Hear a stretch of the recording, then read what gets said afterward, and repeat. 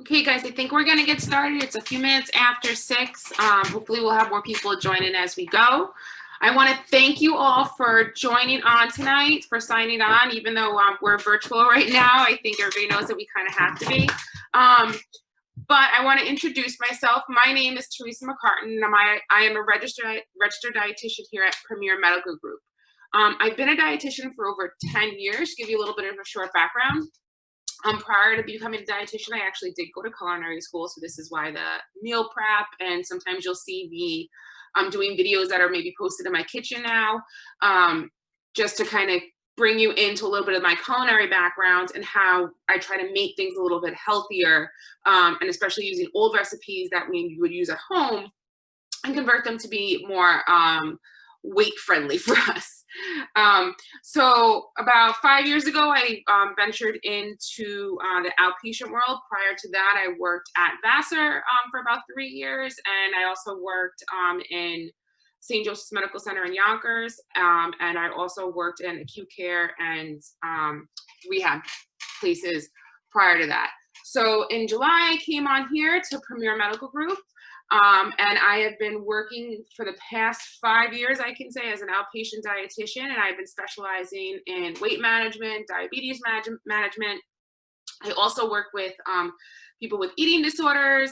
I work with people with a lot of food allergies, digestive issues, food intolerances. So, and I see everybody from kids to adolescent to teenage years to adults. So I see actually everybody.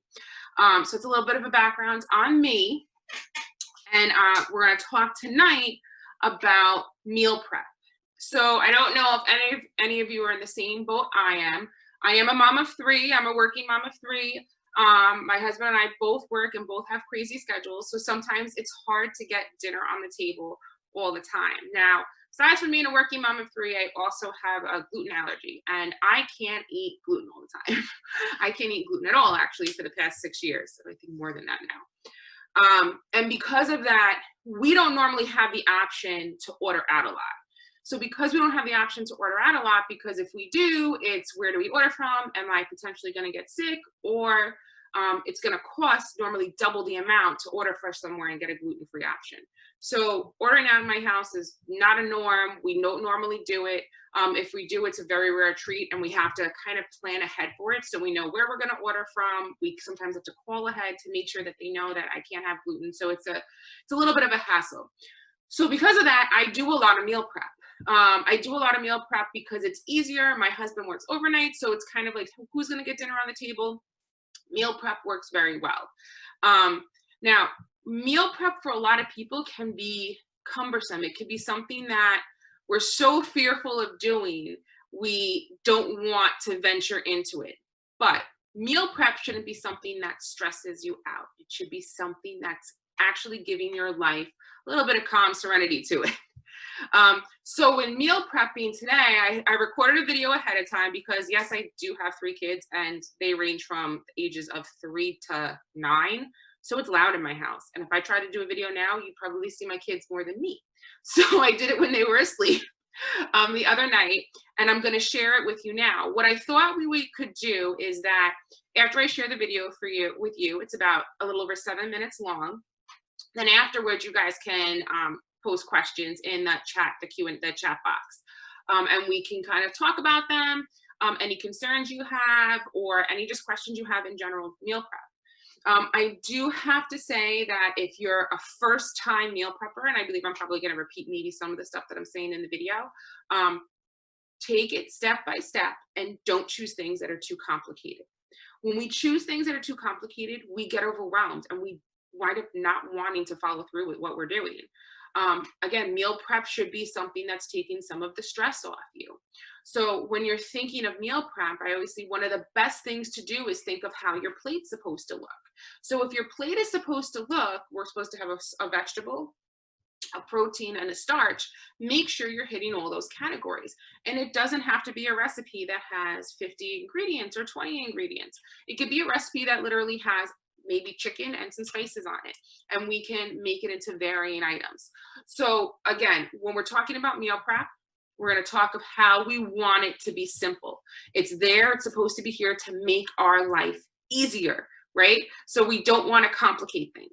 The other tidbit of advice I want to give is pick a meal and pick how many days you want it ahead of time too.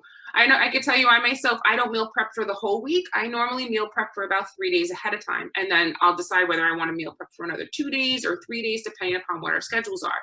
So I pick the meal that I want to meal prep for. Sometimes I do meal prep for 2 meals, but for the most part, I make enough that we can kind of bring things over to not only dinner, but maybe work for lunch, but for what the proteins are. And we also sometimes do meal prep breakfast at the same time. Now, this video doesn't talk about meal prepping breakfast. I think I'm going to try to create another video for that because the video would have been a lot longer. And I know we all don't want to sit here and watch videos that, are 30 minutes long. So I thought we would do it in segments. I do have, if you saw on the chat box up top, there's a link. On that link, there's, it's a whole idea of what step-by-step meal planning guide recipes, and there are breakfast recipes on there as well. So you'll have all the information if you do want to start doing that tonight, okay? So what we're going to do first is we're going to watch the video. I'm going to share my screen with you. It'll take about 7 minutes. And then again, afterwards, we can do a Q&A session, okay, guys? I hope you enjoy it.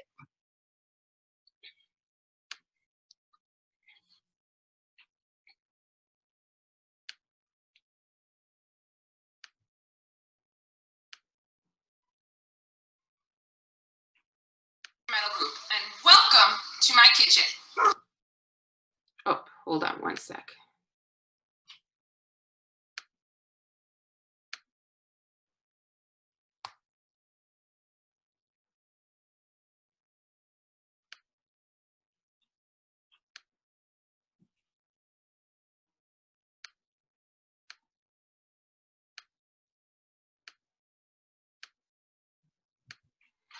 Sorry, guys, this is just taking a little bit longer than I expected. It should have came right up, and of course it didn't.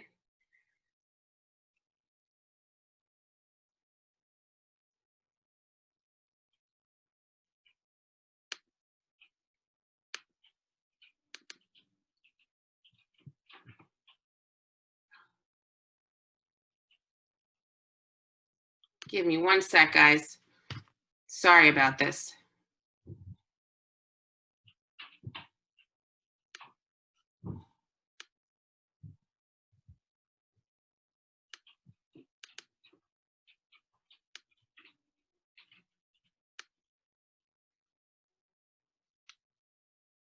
Okay, now we got it going. Hi, my name is Theresa McArtin, and I'm a registered dietitian here at Premier Medical Group, and welcome to my kitchen. Tonight, we're going to talk a little bit about meal prep. Now, I can tell you personally, I have been gluten-free for 6 years, so all of you that struggle with the challenges of gluten-free dinners, I hear you and I'm with you. I have a family of 5, I have 3 little kids, and every night we really have to plan and make sure that we have what we need on the dinner table at all times, because we can't really run to the store and get a pizza and only spend $10 because, as us gluten-free people know, it normally costs us double the amount. So today we're going to talk about meal prep and how to make it quick and easy and plan ahead for your week. One of the things we're also going to touch on is kitchen gadgets.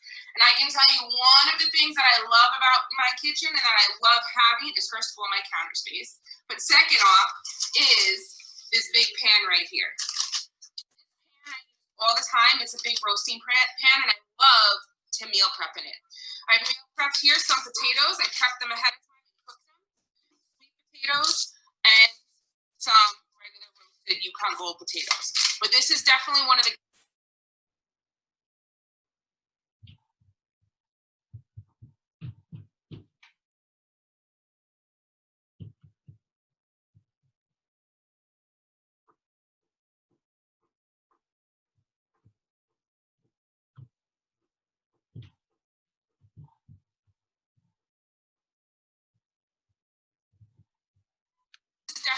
gadgets I love and I have in my house at all time.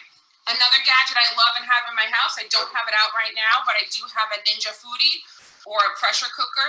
And I love that because it can make meals in 10 to 15 minutes. So when I really am strapped for time, it helps me to get things on the table very quick and very easily. So with meal prep, one of the biggest mistakes I see people make is thinking that you have to make 7 days worth of food in one day.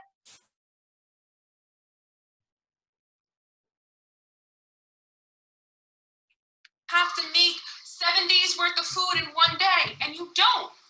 You want things to be quick, easy, and look at the time that you have allotted for your week. Maybe there's only 3 days in the week that you really need to meal prep for. So think about it and make that decision. The next thing you want to do is don't tackle these big, difficult recipes for a couple nights worth of food. Make it easy for you. Meal prep shouldn't be stressing you out. It should actually take some of the stress off of you. So one of the things I always say to look at is we want to look at my plate. And I'm sure most of you have seen this before. And one of the things we should really think about is trying to get the basis of my plate onto our plate. So if we can get a protein, a vegetable, and a grain on our plate, we're sitting pretty good. And again, it shouldn't be hard. It shouldn't be difficult. It shouldn't be hard. It shouldn't be difficult. It should be easy. So whatever your reason you're meal prepping for, some people meal prep because they want to be healthy, and instead of having pizza on your plate every day, they want to meal prep. Some do it for budgetary reasons because it's expensive to eat out all the time depending upon how big your family is. I get it. And some people do it like me for dietary restrictions because, hey, guess what? We just can't find what we want at the store all the time. So today, we're going to meal prep a couple of different meals. So I'm going to tell you, I meal prepped all of this in an hour today. And right over here, we have some chicken I meal prepped. This is regular chicken thighs. Chicken thighs. They were 99 cents a pound, so I picked them up. I cooked them in a metal tray, so after I'm done, I can throw them right out. Today, we meal prepped these chicken thighs ahead of time, and we chopped them up, so that way if we want to put them on a salad, we could. The next thing I did over here was the potatoes we talked about before. Simple, easy. We cut them up. I threw them on the tray, salt, pepper, and a little bit of oil, and it was done. Over here, we have some fresh broccoli. This, again, budgetary. This was on sale, so this was the vegetable I chose this week. And all I did, again, olive oil, salt, pepper. Make this seasoning simple.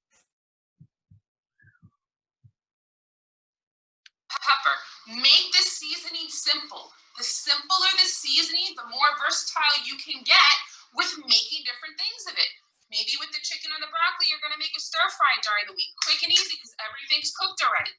Maybe you're going to use it and maybe you're going to put it over a salad. Again, quick and easy. The next thing I did right here were these is just some onions and peppers. And for this one, I used a little bit of salt, pepper, garlic powder, and a little bit of turmeric.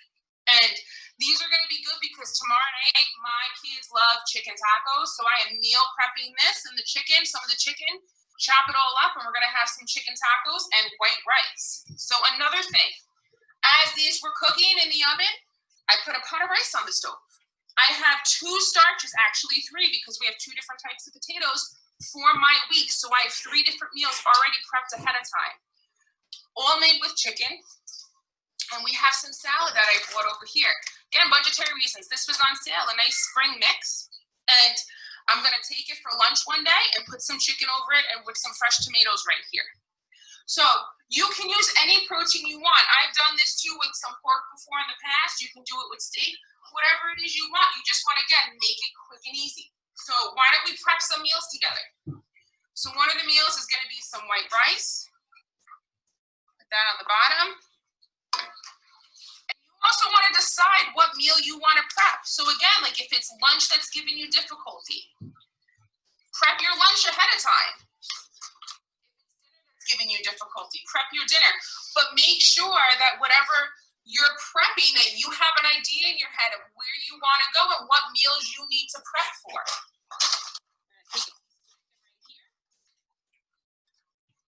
Okay, we're going to put a couple of sprigs of broccoli in here because we love our veggies. So that's one meal done right here. Next meal, again, meal prep, we don't want it to be boring. So we're gonna do some sweet potatoes. A little bit of variation. We're gonna do some fresh broccoli, some of the roasted broccoli right here. You can roast any veggie you want. Another piece of chicken. 2 lunches right here. We're gonna make 1 more lunch. How easy is this? This stuff cooked up in 1 hour and I'm already gonna have 3 meals already done. Now this day, I'm probably gonna have a little bit of a lower carb day. I don't wanna have a lot of carbs this day. So what I'm gonna do is, I'm gonna do the veggies and some chopped chicken right on top. 3 meals done for you, and we still haven't used one of our starches. Let's make it 4. You wanna have your computers out and ready to go too, so that way it makes it really easy for you.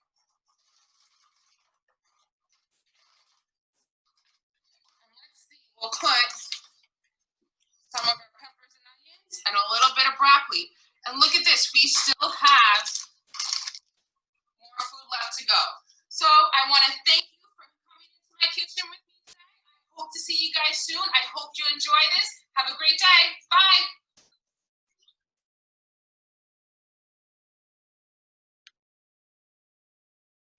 Okay guys, that was a little video I wanted to show you. I hope you liked it. Do you guys have any questions from what you've seen? There's going to be, I can tell you in the link that I have, it does give you step-by-step instructions of how to meal prep, a really good guide. It also has some tips on there as well. And there are a bunch of different recipes, not only the recipes that you saw in that video, but also have the breakfast recipes on there, some soup recipes, and I think I put a chili recipe on there as well. So there are a couple different recipes on there for you to go by, okay? So come on guys, get your questions out. So the first question is, how long will the chicken and potatoes and veggie last in the fridge? Most things I can tell you, except for fish, because I don't normally do it with fish, last for about 3 or 4 days. So that's why I normally meal prep 3 or 4 days ahead of time. Even if you're doing breakfast, I don't know if any of you have seen the crustless egg cups where you whisk about half a dozen eggs and you put veggies in muffin tins. Grease muffin tins, you pour a little bit of egg in each one and you top some cheese on top and you bake it in the oven at 350 for about 15 minutes. Those keep for 4 days in the fridge. So I mean, things can keep. You can make oatmeal ahead of time. I've made steel cut oats in my slow cooker overnight, and I placed them in the fridge for the week. So you can cook a lot. Most things keep about 3 to 4 days. And the next one is, can you freeze the meals? This I always say it depends upon what it is. Oatmeal, I probably wouldn't freeze. I don't know how good that would taste. I don't know if it would be very gummy afterwards. If you were gonna freeze like the chicken and the broccoli, you could. I would say take it out a day ahead of time, so that way when you're thawing it first and not just putting it in the microwave frozen, because it probably, the moisture that's in there, it's gonna make everything very mushy. So I would take it out and defrost it ahead of time, and it may not have the crunch that it normally has when you're making it fresh, but yeah, you can definitely freeze some of these. Soups, stews, chilies, freeze very well.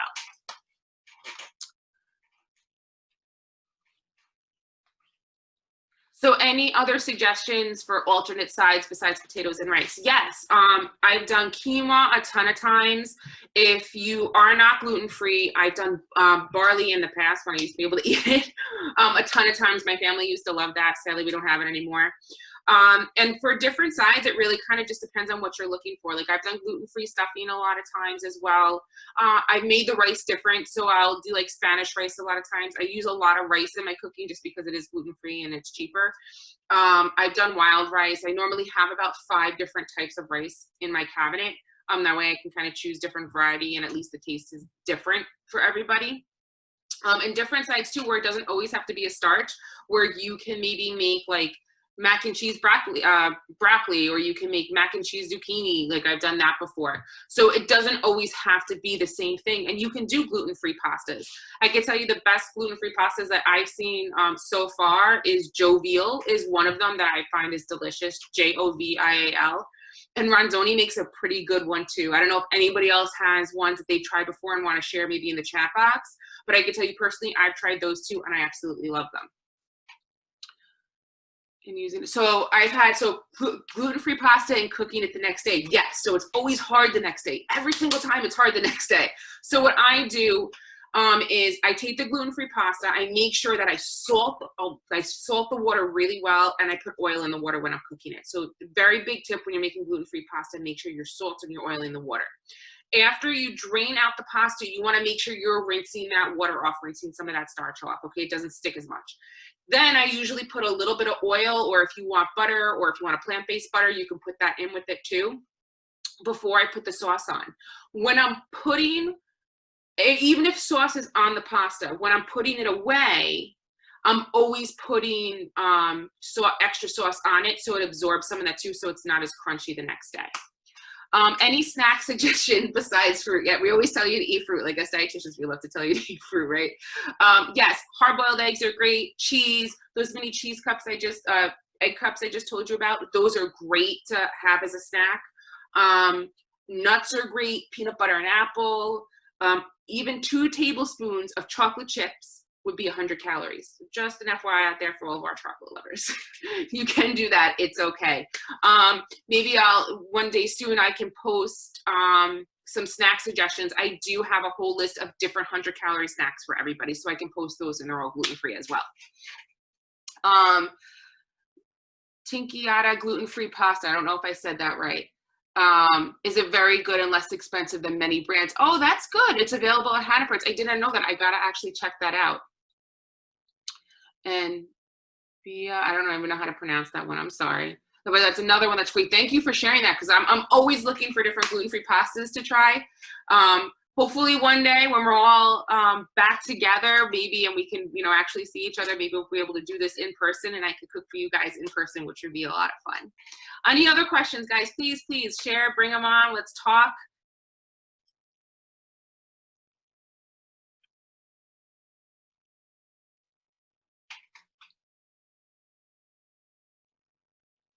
And yeah, there are corn-based gluten-free pastas. It depends upon preference. Some people hate the corn-based ones. I do have a lot of patients that have corn allergies too, so sometimes we tend to shy away from them. But yeah, some corn-based pastas are great as well. There are tons of them out there. I know one with, I forgot the name of it. I believe it begins with a D. That's a corn-based pasta that's pretty good. So there are a ton of gluten-free pastas out there. It's just finding the one that fits your palate right. Any other questions, guys?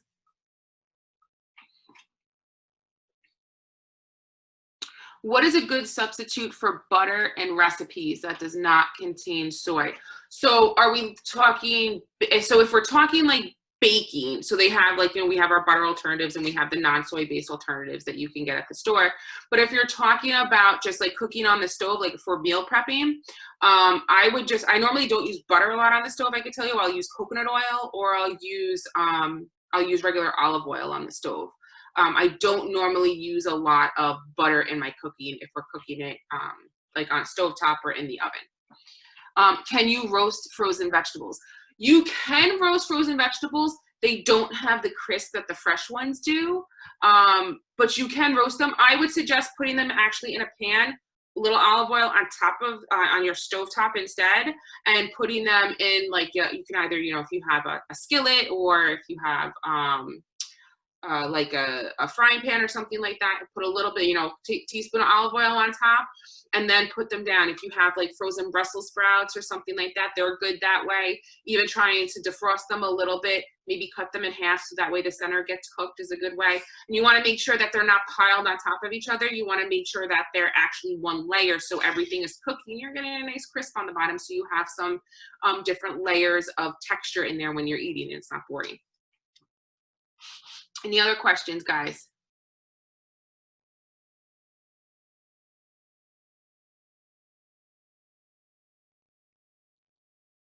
So just so you know, if you didn't see the link above, it's also going to be posted on our website under our blog. I think it's also going to be posted tomorrow on our Facebook page, so you'll have it as well. So you have plenty of access to it. And I think the video is recording as well, so that way if you want the video to rewatch it, you can, and that'll be posted as well. So I hope everybody had a great night. I'm going to hopefully do another one next month, and we'll come up with a different topic. And I'm going to look forward to doing these once a month with everybody with different topics and different ideas, so that way we can, you know, at least stay connected during this time, even if it's virtually. So thank you guys. Have a great night. I'm so glad you all came and you enjoyed it. And thank you so much. Have a great night. Bye.